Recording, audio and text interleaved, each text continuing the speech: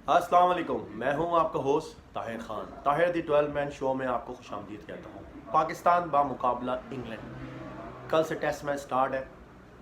पहला test match Manchester पे खेला जाएगा। मानचेस्टर का अगर रिकॉर्ड देखा जाए तो अभी रिसेंटली दो टेस्ट मैच हुए। इंग्लैंड ने बहुत खूबसूरत तरीके से वो टेस्ट मैच जीते हैं और वेस्ट इंडीज़ को आउट क्लास कर दिया। एक चीज़ हमें वहाँ देखने को ज़रूर मिली थी ओल्ड ट्रैफर्ड के ग्राउंड पे, जो पिच थी वो from the first day spinners को बहुत सपोर्ट कर रही थी। और ये जो प्रेस कॉन्फ्रेंस मिसबाह उल हक की हुई है, हेड कोच की हुई है, फिर अजहर अली की प्रेस कॉन्फ्रेंस भी हमने देखी और उसमें दोनों का एक क्लियर विजन था कि हम दो स्पिनर के साथ भी जा सकते हैं डिपेंडिंग ऑन द कंडीशंस। तो कंडीशंस का क्यों कहा जाता है बार बार, इतने बड़े प्लेयर्स हैं, कंडीशंस का इसलिए कहा जाता है कि कंडीशंस के हिसाब से आपको अडॉप्ट करना पड़ता है। Being a professional you have to adopt the things according to the conditions.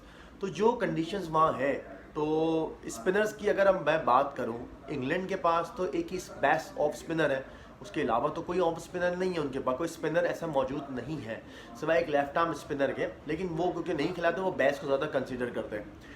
एक चीज़ का मैं आपको बताऊं, हम पाकिस्तान की बात कर रहे हैं। Pakistan Misbah ul Haq head coach chief selector, उन्होंने एक चीज़ क्लियर कर दी है कि हम दो स्पिनर के साथ जा सकते हैं। तो इट मीन्स कि आप 5 बैट्समैन, जेन्युइन 5 बैट्समैनों के साथ आप जा रहे हैं। उसके अलावा आपके साथ एक विकेट कीपर मौजूद है, तो 6 आपके पास तो ये बैट्समैन हो गए, एक विकेट कीपर बैट्समैन मिला के।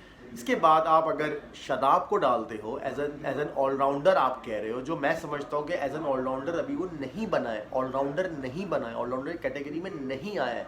उसने टेस्ट क्रिकेट में कहीं परफॉर्मेंस नहीं दी है, उसने फर्स्ट क्लास क्रिकेट में कहीं परफॉर्मेंस नहीं दी है, ना उसने 3 डे क्रिकेट में कोई परफॉर्मेंस दी है। तो कम से कम कंसिड्रेशन आप उनको करें जो जेन्युइन है। जेन्युइन की अगर मैं बात करूं, आपके पास इस वक्त पाकिस्तान क्रिकेट टीम के पास जो इस वक्त टीम वहाँ गई हुई है, तो मैं समझता हूँ कि कोई जेन्युइन ऑलराउंडर नहीं है। जेन्युइन ऑलराउंडर की बात कर रहा हूँ, एक दफ़ा की परफॉर्मेंस, 2 दफ़ा की परफॉर्मेंस पे कोई जेन्युइन ऑलराउंडर नहीं होता।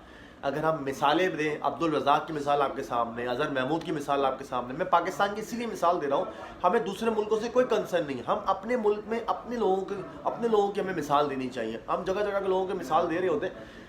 यही प्रॉब्लम बीच में फेस हो रही थी इंग्लैंड टीम के साथ, उनके पास जेन्युइन ऑलराउंडर नहीं था। लेकिन क्या कि जब एंड्रू फ्लिंटॉफ आए, उनको एक ऐसा genuine allrounder, match winning allrounder मिला जो पूरी अपनी सिंगल हैंडेड इनिंग से चेंज कर देता था मैच को, प्लस सिंगल हैंडेड बॉलिंग से एक्सेलेंट वो तरीके से चेंज करता था। अगर आप मैचेस की बात करें 2005 की, जिस एजबस्टन की अगर मैं बात करूँ, जिस तरह से उसने आके मैच चेंज किया था, 4th डे आके जो बॉलिंग की और फिर लास्ट डे आके जिस तरह से उसने चेंज किया था, ऑस्ट्रेलियन बैट्समैनों को हिला के रख दिया था। लेकिन ऑस्ट्रेलियन बैट्समैन ने फाइट भी बड़ी अच्छी की थी। ब्रेटली की बात करो, शेन वॉर्न की बात करो, कैस्परविच की बात करो। ये सिर्फ कहने की बात ये है, वो इसलिए मैं आप लोगों को याद दिला रहा हूँ कि क्या हमारे पास ऐसा कोई बंदा है कि जो सेकेंड लास्ट विकेट पे 140 रन चेस करेगा। आपके पास ऐसा कोई बंदा है? मेरे ख्याल में हमारे पास ऐसा कोई ऑलराउंडर नहीं है। शेन वॉर्न ऑलराउंडर नहीं था, ब्रेडली ऑलराउंडर नहीं था, कैस्परविच ऑलराउंडर नहीं था। They are genuine bowlers. एक स्पिनर था और 2 फास्ट बॉलर्स थे। इंग्लैंड की बात करूं, ब्रॉड की बात करूं, ब्रॉड के पास सलाहियत है कि वो he can bat, but he always say to him कि नहीं, मैं बॉलर हूं, देन थोड़ी बहुत बैटिंग कर लेता हूं। तो ये उसकी क्लास है। और अगर मैं बात करूं एंडरसन की बात करूं, एंडरसन की आपको पता है बॉलिंग के अलावा तो वो बिल्कुल ही, लेकिन बॉलिंग में 500 and more than 550 wickets, 585 wickets exactly, और 502 विकेट्स ब्रॉड की। मतलब अमेजिंग अमेजिंग अमेजिंग फिगर। हमारे पास तो अगर हम सारे बॉलर्स की मिला भी लें तब भी हमारे पास इतनी विकेटें नहीं हैं। तो सबसे बड़ा तो मुकाबला पहले हमें नया बॉल से करना होगा कि क्या एंडरसन और ब्रॉड को हम झेल सकेंगे।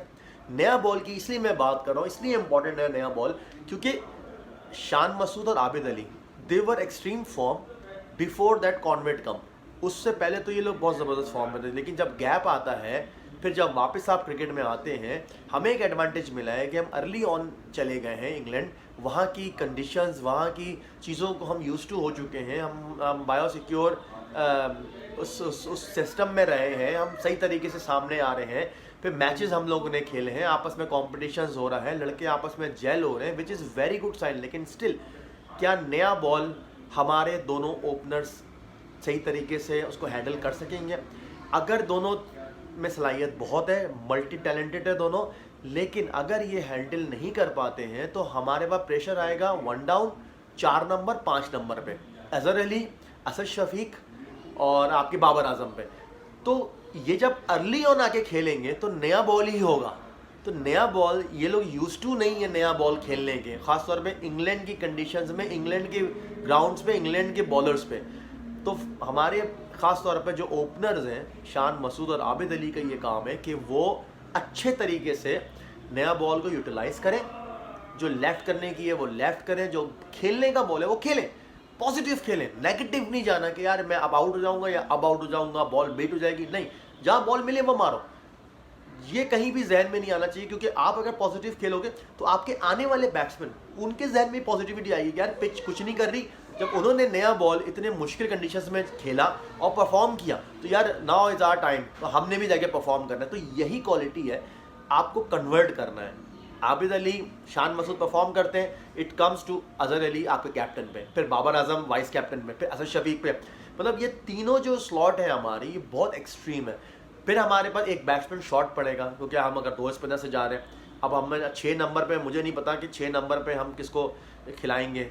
सुनने में आ रहा है कि शादाब को खिला रहे हैं, अभी सुनने में आ रहा है, अभी तो ऐसे कुछ कंफर्म कहीं पर भी नहीं हुआ। हर लोग मैं देख रहा हूँ, हर कोई धड़ाधड़ अपनी प्लेइंग 11 भेज रहा है, कोई ये भेज रहा है, वो भेज रहा है। हो सकता है they were right, they are extremely right, but being a cricketer, मैं बीइंग अ क्रिकेटर हमेशा प्रेफर करता हूँ एक दिन पहले या सुबह कंडीशंस पे, क्योंकि डिपेंड करता है कि वेदर का, इंग्लैंड की वेदर का कोई भरोसा नहीं है। I spend there more than 10 years. England weather पे कभी भी भरोसा नहीं करते हैं। ये कहा जाता है इंग्लैंड के अंदर कि never trust on weather, simple सी बात है। अब अगर शादाब खेलता है तो शादाब और यासिर शाह को आप खिलाते हैं, तो अब मुझे एक बात बताएं, दोनों लेग स्पिनर आप खिला रहे हैं, क्या शादाब से आप लेग स्पिनर इतनी लेग स्पिन करवाएंगे कि जो यासिर शाह पे बटन कम पड़े? यासिर शाह खुद आउट ऑफ फॉर्म है, उसको खुद फॉर्म चाहिए अभी। तो ये थोड़ा सा साइकोलॉजिकल हमारे साथ बड़ा गेम है। हमारे पास ऑफ स्पिनर है, हमने पाकिस्तान में बिठाया हुआ है, हम उसको नहीं कैरी आउट कर रहे। I don't know why England off spinner खिला रहा है, मोइन अली को ऑफ स्पिनर बना दिया गया है, Nathan line number 1 off spinner इस वक्त बना हुआ है, हम ऑफ स्पिनर ही नहीं खिला रहे। आई डोंट नो व्हाई कि हम ऐसा क्यों कर रहे हैं अपने ऑफ स्पिनर के साथ। ऑफ स्पिनर नहीं खेलेगा, ऑफ स्पिनर कहाँ जाएगा? सबसे बड़ी बात, आई होप कि ये जो भी चीज़ें हैं, और ये एक चीज़ अगर ये मैसेज कहीं भी जाता है या कोई ऐसे लोग देखते हैं, आई am sure it's a positive is a positive message है। सिर्फ आप लोगों ने ये करना है कि स्टे पॉजिटिव, अपने उनको डिपेंड करना है, अपने बाकी सपोर्ट करनी है अपने सारे प्लेयरों को। एक चीज़ मैं हमेशा बोलता हूँ कि डरना नहीं है, चाहे जो भी कंडीशंस आए।